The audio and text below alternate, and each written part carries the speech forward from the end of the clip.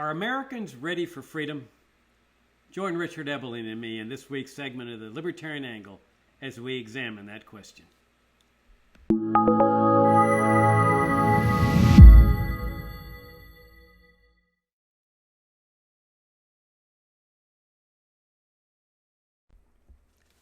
Hi, I'm Jacob Hornberger, president of the Future of Freedom Foundation, and this is this week's issue of the Libertarian Angle. The show, as most of you know, brings the libertarian principled case for the free society.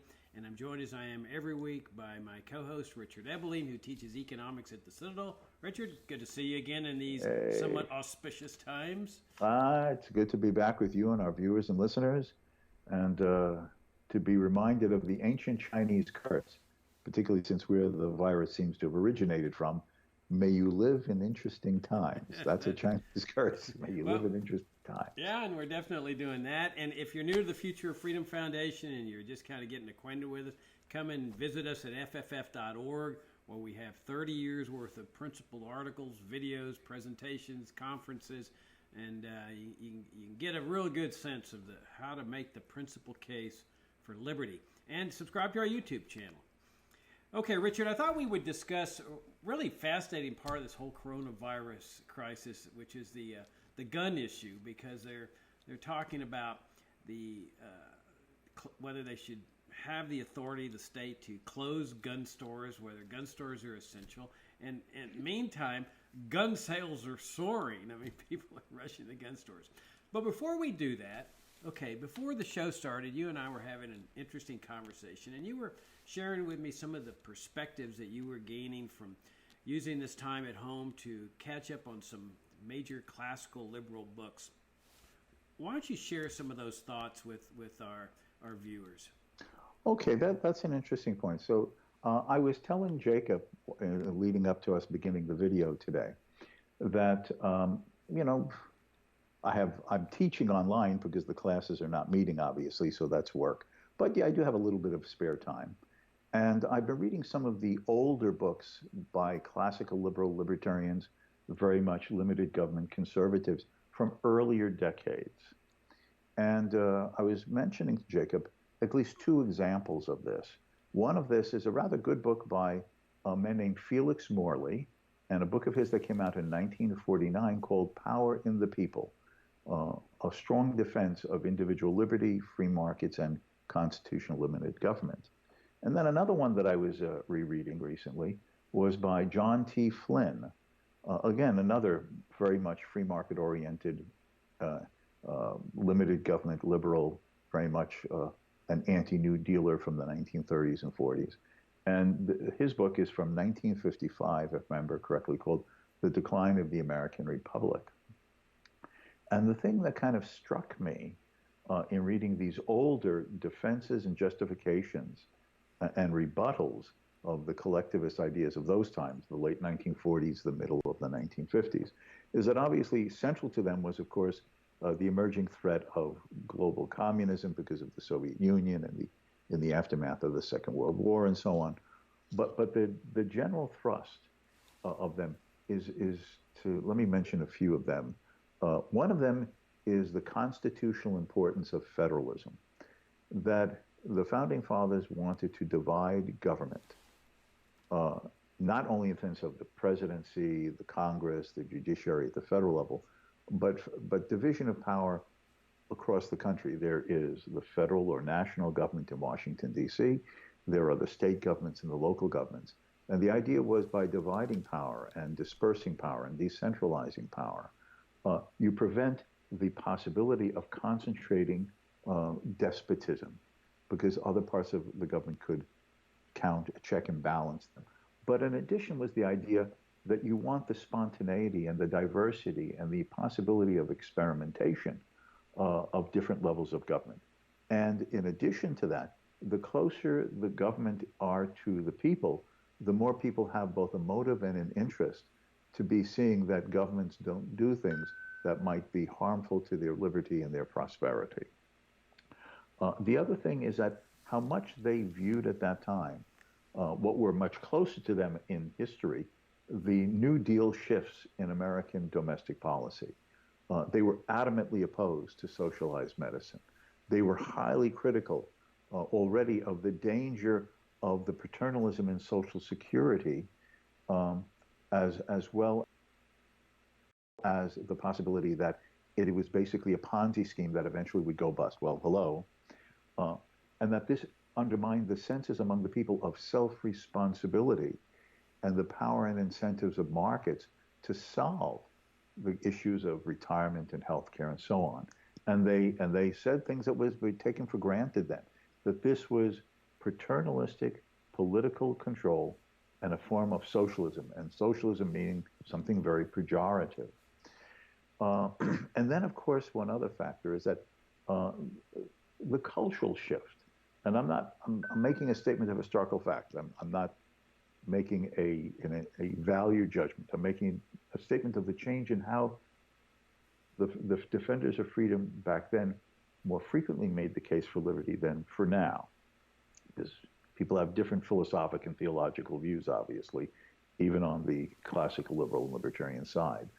But you read the older thinkers, and they take for granted and presume that it is a justifiable and commonsensical argument to say that individuals have rights because they are God-given. There is a higher authority and a higher law than man's law, and therefore even kings and princes and democratically elected governments are limited in what they can do and how they can do things to the people because they're answerable to that higher law and authority who's given people, breathed liberty into people, your natural right for life, liberty, and property. Now, they, of course, argue man has been given reason as well and can reason the rationales and justifications and the essentiality of individual liberty, the way, for example, John Locke does in his second treatise in government about why men form governments, reasoning together for self-protection and securing of their life and property. But one notices today, I at least notice today, how less frequently, there is made the case in defenses of liberty today. The call for the abolition, the complete ending of Social Security, government involvement in healthcare. And today it is far more of a pragmatic and utilitarian argument for the justification of liberty. Alone, without that more theological or presumption of a higher authority argument. That shows that in one sense, for good or ill, the cultural drift that has occurred in the country all along the political spectrum, including among limited government conservatives and classical liberals and libertarians. And particularly on these more policy issues such as health care and Social Security, those advocates would have been against any federal involvement in education. They would have been opposed to what Richard Nixon did, establish a Department of Education, the idea of influencing curriculum, setting up policies about how schools and personnel should be managed, charged, and expected to be chosen. They would have said that this should either be at the local level or in private hands. What is the response today of many conservatives and even libertarians?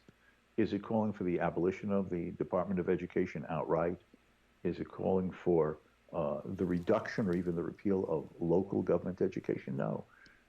Well, we want charter schools. We want to give vouchers for school choice. Now, far be it from me to criticize giving people any degree of greater latitude and liberty to make choices in their life. But institutionally, it is a different case today, in my humble opinion. It is a different case today, foundationally, about what you consider to be the functions of government. It is almost taken as granted, well, government will be involved in education. There's no way to oppose, prevent, or repeal or abolish it.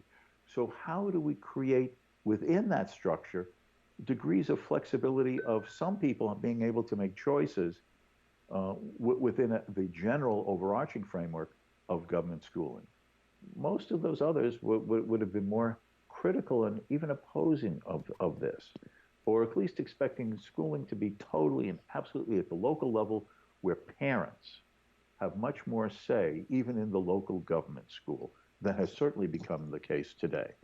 And that's just one instance of how even classical liberals and libertarians have by default accepted the institutional circumstances of the country today as given and are reluctant to, or perhaps don't even feel called upon to make the same case for the radical return to a lot of the circumstances of a truly free society that is clear to me that many of those older thinkers considered the bedrock of their positions and unwilling to compromise or modify. And so that says a lot about how far we have drifted in a progressive direction, even among some classical liberals and libertarians. And again, in my humble opinion, I don't consider, in terms of the long run defense of freedom, that it is necessarily for the better. No, I don't think so either. And you know, our goal is to achieve a free society. I mean, when we started FFF, you were vice president of academic affairs. I was the president. This was in 1989. Our goal was always to achieve a free society. And so that necessarily means defining what a free society is. And if people have muddled mindsets on what freedom is, well, it's going to be very difficult to achieve freedom. And that's really where we are today. I would venture to say most Americans honestly believe they're free. They thank the troops for their freedom. I mean, here, troops are killing people thousands of miles away from American shores, and the average American says, boy, I sure am glad they're protecting my freedom over there. And so that's that muddled mindset that I think the plight of the American people can be summed up in the words of Johann Goethe. None are more hopelessly enslaved than those who falsely believe they are free. If I can sort of piggyback on something that you've just said about the idea of most Americans, including some libertarians, the idea of thank you for defending our freedom, soldiers sent abroad in these conflicts in various places, most recently, of course, in the Middle East, in Afghanistan, in Iraq, drone attacks on Yemen, and so on and so forth. The other thing that I was reminded of reading these older classical liberals, again, from the second half of the 1940s after the Second World War, or in the 1950s in the midst of what had become the Cold War, such as Felix Morley or John T. Flynn, just to use them as examples, because they're the ones I've most recently reread, how anti-war they were, how they believed that war was an engine for the concentration and centralization of authority in Washington that threatened the liberty and the prosperity of the citizenry because of the tax burden that it imposed, the abridgment of civil liberties at home in terms of war scares and foreign involvements, and the question as to whether the United States should be muddling in these adventures abroad that had nothing to do with a properly understood threat and defense to the United States itself. And keep in mind, these were people who were staunchly anti-communist, okay? They're not some apologists for Stalin, okay? Not some wishy-washy Western European social democrat who says, well, the Russians are a little crude around the edges, but the ideal is wonderful. No, they're the opposite of this, okay? They philosophically and economically deeply are opposed to collectivism and including Soviet-style communism. They're not wimps on the Soviet Union as a system, okay? But they question whether these adventures abroad will not itself lead to the weakening and the loss of freedoms and prosperity at home. And was it even in the constitutional purview of the federal government to undertake these adventures abroad? For many in our society, if not the vast majority, those types of questions are not even in the arena of debate, including, for a great extent, even on our libertarian and classical side of the fence. I'm not saying there are not classical liberals and libertarians who are highly critical, suspicious, and opposing of these foreign adventures, but it's not as clear and as consensus as it was against these foreign adventures back then as as it has become more blurred today. Right, and there's that famous quote by James Madison, the father of the Constitution, that of all the enemies to liberty, war is the biggest, because it involves and includes all of the other infringements on liberty. The centralization of power, the price controls, taking over industries, orders, edicts. I mean, it encompasses all of the attacks on liberty. And Madison's talking about your own government, that your own government is your biggest threat to freedom. That's been lost. Now, in the context of the healthcare debate, it seems to me, Richard, that in times like this where you've got massive death taking place, and there's nothing like death to focus people's attention, that we have an obligation, we have a moral duty as libertarians to stand up and lead, and lead in the principles of liberty, to tell people directly. Don't worry about offending them. Don't worry about that, oh, they're going to get upset. Let them know exactly what is going on here and how the way out of this crisis is freedom and free markets. And you see this in the healthcare arena in particular. I attended a function a while back where it was composed of libertarian people in the audience. And the speaker was a libertarian. And he's talking about healthcare. And he says, there's no question that the libertarian position on healthcare is the right one. Get rid of Medicare, get rid of Medicaid, get rid of government involvement in healthcare. But people just aren't ready for that. And so we have to advocate health savings accounts. In other words, leave the system intact because people are not ready to hear the truth. And so libertarians just throw in the towel and accept the status quo. Now, imagine if all libertarians do that, then how do we ever get people ready for liberty? And how do you know whether people are ready or not? How does he arrive at that conclusion? When I discovered libertarianism, I walked into the public library in my hometown of Laredo, Texas. I was an ardent Democrat. I believed that the role of government was to help poor people. I couldn't believe it. I couldn't understand why people would object to government helping the poor and the elderly and so forth. I was on the board of trustees for the local legal aid society, which provided free legal assistance to the poor. I was a lawyer at the time. And was I ready for liberty? Well, the speaker would probably say, no, he's not ready for liberty. He's an ardent Democrat. He's a liberal. He's a leftist. That we have to advocate something more moderate, advocate health savings accounts to him. Well, if I'd heard that talk in favor of health savings accounts, I would have never become a libertarian. And the fact was, I was ready for libertarianism because as soon as I started pouring through over these 4 little books, which were pure, uncompromising principle libertarianism, dismantle the welfare state. It's immoral, it's wrong, and it's destructive, including Medicare and Medicaid and Social Security. That's what made me a libertarian, or actually caused me to discover that I was a libertarianism. Now, today, how many libertarians are calling for genuine liberty here? I mean, I would say a relative few here because of that mindset. People are not ready to hear the truth on this. Now, here's the irony. You know, over the years, people have accused FFF of, oh, you know, you're heartless. You don't care about the elderly. You don't care about the poor, the needy, the disadvantaged. And, of course, many of them are also proponents of immigration controls, which, of course, involve the poorest people in the world. But forget that a little double standard there. That what we need to do is just speak the truth, because here's the irony of this thing. Medicare and Medicaid are purportedly to help the elderly and the poor. Who are paying the biggest price today in this coronavirus crisis? Is it not the elderly? I mean, they're the ones that are suffering the massive infection rates and massive death tolls as a percentage because they're elderly, they have weaker systems. And then I just read an article that Black Americans, especially in the ghettos and the poor areas, are suffering a significantly higher death toll. Yes.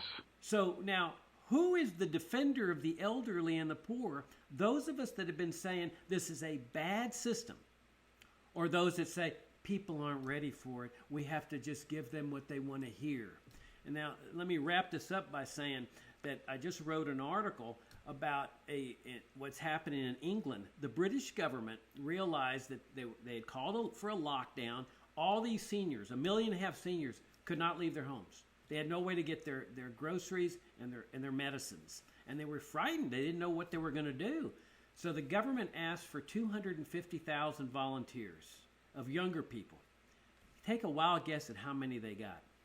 750,000 younger people volunteering. They had to shut down the thing because they were being flooded by too many volunteers. Yes. I mean, this is what I've been arguing about since we started, Richard. You remember we published that little book in 1994, The Dangers of Socialized Medicine. We were making these same arguments, that you can rely on freedom and free markets. The elderly don't have a thing to worry about. The poor don't have anything to worry about in a free market society. And that in actuality, they're better off. They would be living longer lifespans than they are in this crooked, corrupt system of government central planning and redistribution of wealth. If I can add to that, you know, when the famous French social philosopher Alexis de Tocqueville visited the United States in the 1830s, he's traveled here for quite a while, I think almost a year, 9 months. Obviously a much younger America of the 1830s. But he went back to France and wrote his famous 2-volume work, Democracy in America. It's considered a classic in political science and political theory. And there's a chapter in volume 2 in which he says that one of the things that impressed him the most among Americans, compared to anything in Europe, was how individuals took upon themselves the responsibility to solve their social and community problems through the formations of voluntary associations. It could be for spreading education or religious views or healthcare, medical services, hospitals, literacy.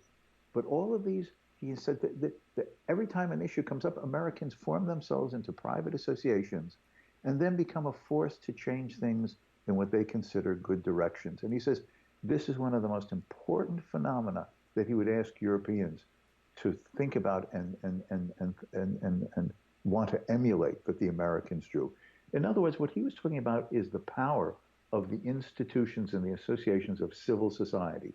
That is, human interaction and association to solve problems outside of government. That has been the power of the American experiment. And the British had it in the 19th century too, before all their welfare programs emerged.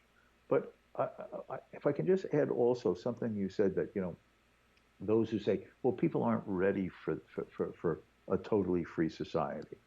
There was a famous exchange in the middle of the 19th century between John Stuart Mill and another famous British classical liberal, Thomas Macaulay. Now, maybe the viewers and listeners are familiar that John Stuart Mill wrote a very famous monograph called On Liberty. It was published in 1859. Anyway, it's considered a classic. But he says at one point in this that those who are not ready for freedom can only hope that they have the opportunity to be ruled by a benevolent despot. He talks about an Akbar or a Charlemagne until they are ready to be free. Thomas Macaulay, who admired most of Mill's arguments in the essay on liberty, said that this part of Mill's argument was wrong because he said it reminded him of the fool in the story who said he would not enter the water until he knew how to swim. How do you learn to swim unless you go into the water? In other words, how do you develop the qualities and the characteristics and the senses of responsibility and informed decision-making unless you take those responsibilities upon with the realization that you might fall down, but you pick yourself up and you start all over again, like in the old George Gershwin song. And therefore, it is in the exercise of liberty that people become responsible and informed in making their choices in liberty. You can't develop your strength unless you exercise your muscles. If you're going to wait until your muscles are strong enough to lift the weights, you're never going to lift the weights. Yeah, no, that's a great point. there's another aspect of this that I think we ought to emphasize, and that's the central planning model of this. I mean, you talked about the charitable side of this thing, and that's what was happening in Great Britain, as I described. But there's also Hayek's concept of the spontaneous order that comes with a free market.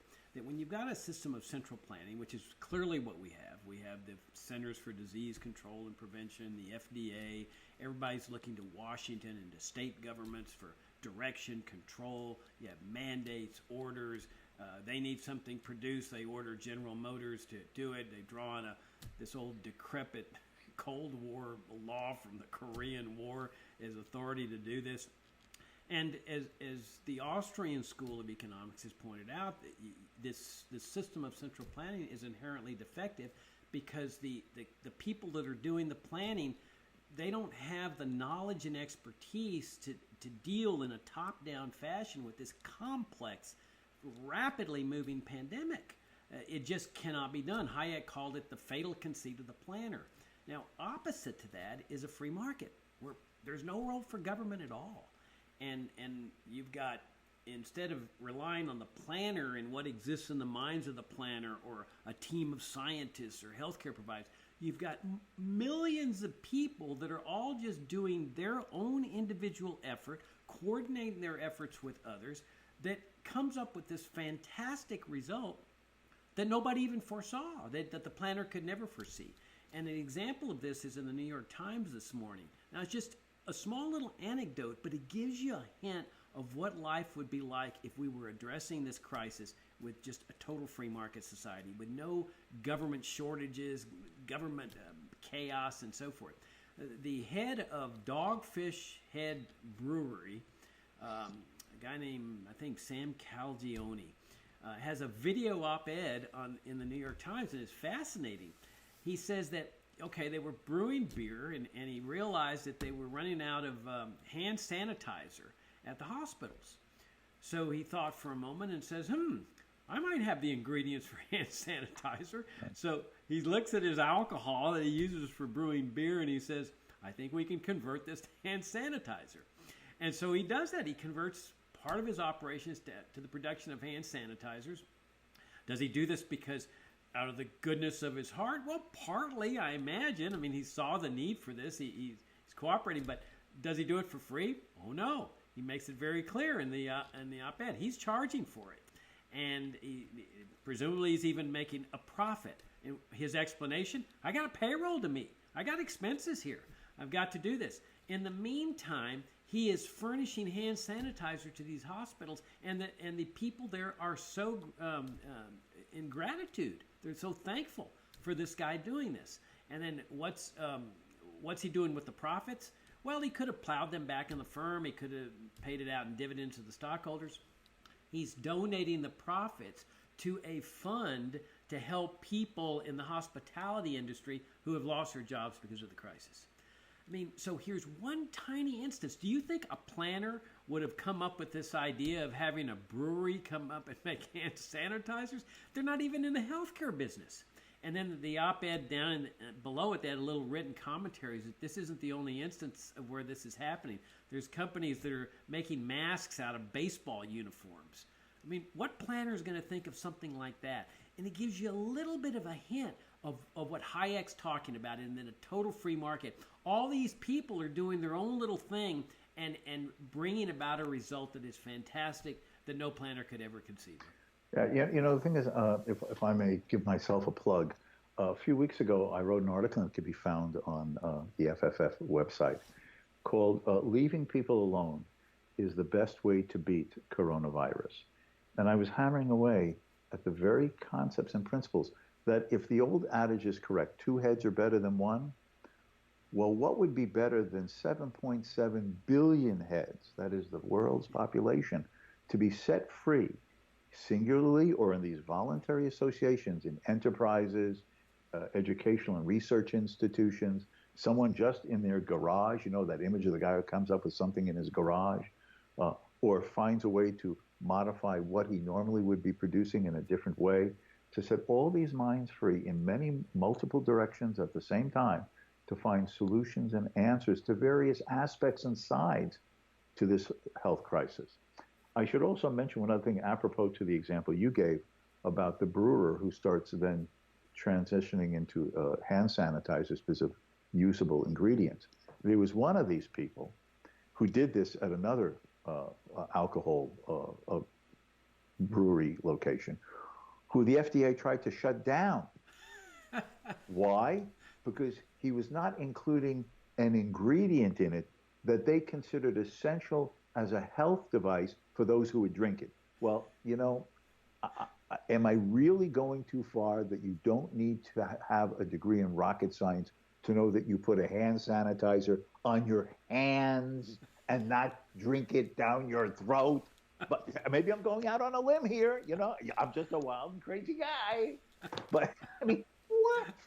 What? I mean, this shows the rigidity, the Kafka-esque like, madness of these mazes of government bureaucracies in which they're so concerned with turf battles and minute little rules, and the petty bureaucrat who has to see that every procedure is followed according to the book. And it's better to say no than yes, because if you say yes, then if something goes wrong, you have to explain why you let this happen to someone above you, and there goes your promotion. This is the danger of this bureaucratization that is inescapable from government control and command. Yeah, and it's just inherent to the system. This is what's so important to understand. This is not a matter of getting better people in public office to better manage the system. The system itself of central planning and confiscatory redistribution of wealth in the name of some perverted charity, a mandatory charity, it's inherently defective. That means it cannot be fixed. And on this issue of being ready for freedom, Richard, it occurred to me when you were talking about that point that, if you had lived in, let's say, 1850 America, and somebody had come along and said, I think we should free the slaves. You could imagine conservatives, liberals, maybe even some libertarians saying, no, they're not ready for freedom. I mean, they're just not ready for freedom. I mean, they don't have a work ethic. They don't know what it's like to get out in the marketplace and serve customers. They don't know about how to produce things. No. They're just not ready for freedom. We have to just give them the case for slavery reform and how we can improve the lives of the slaves.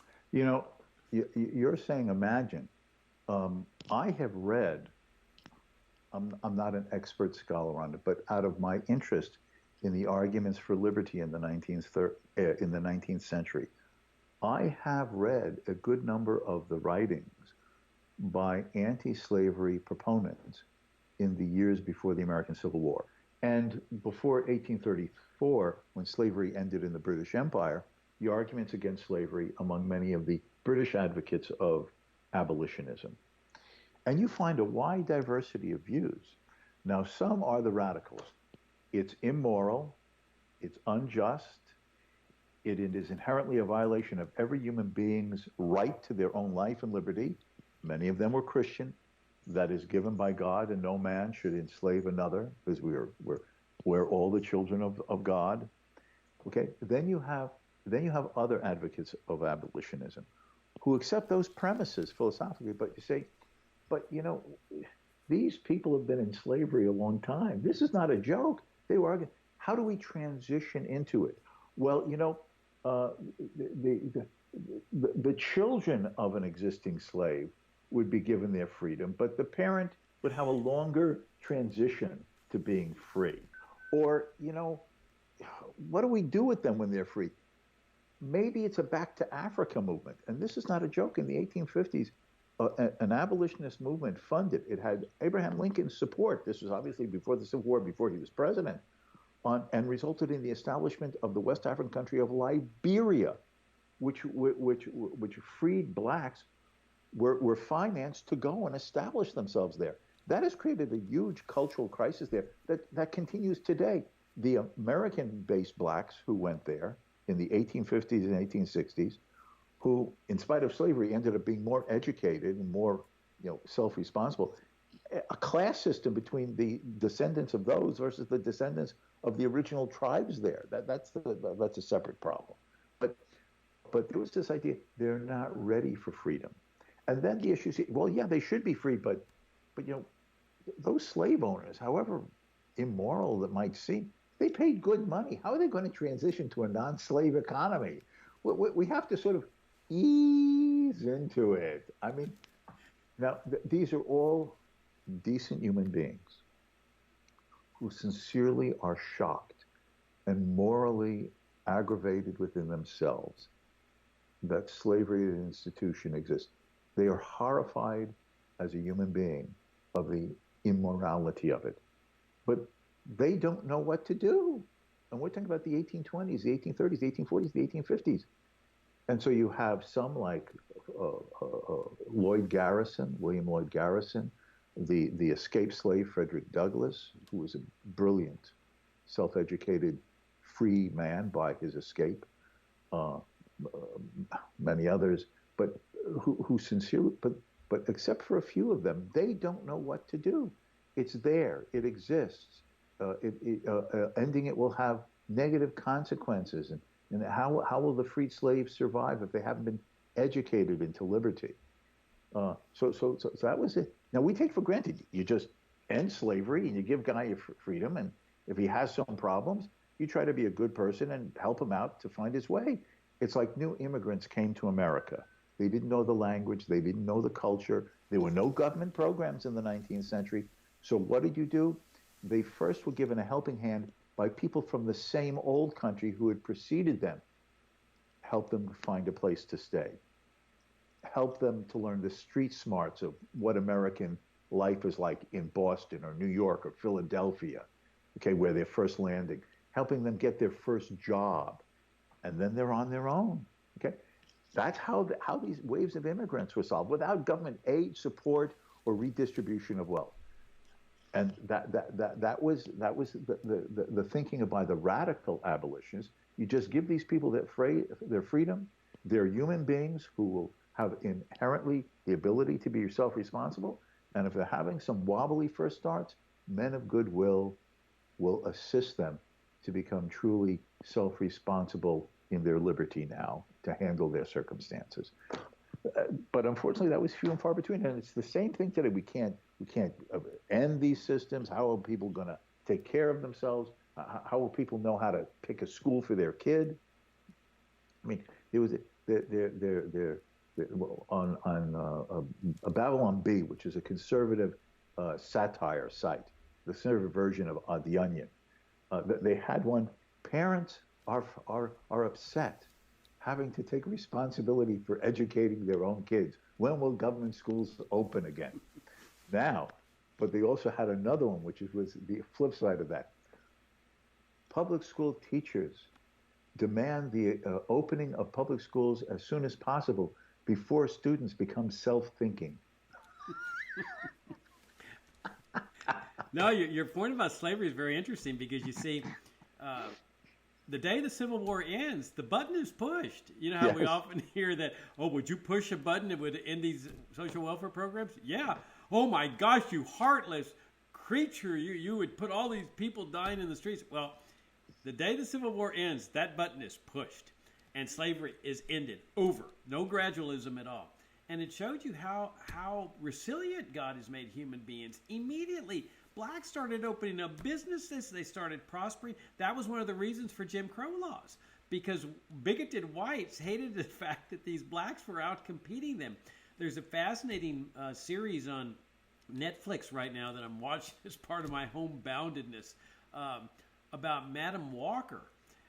She was this black woman who created this industry of hairdressing stuff that women put in their hair and style and so forth.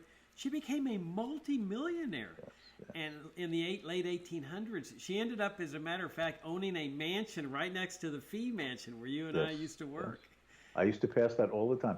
You know, the other example of this, since you just mentioned this about the Jim Crow laws, why were there apartheid laws in the old South Africa? Why was this insistence on separation of the races, even though the black Africans often went into the white areas to work every day in more subservient roles?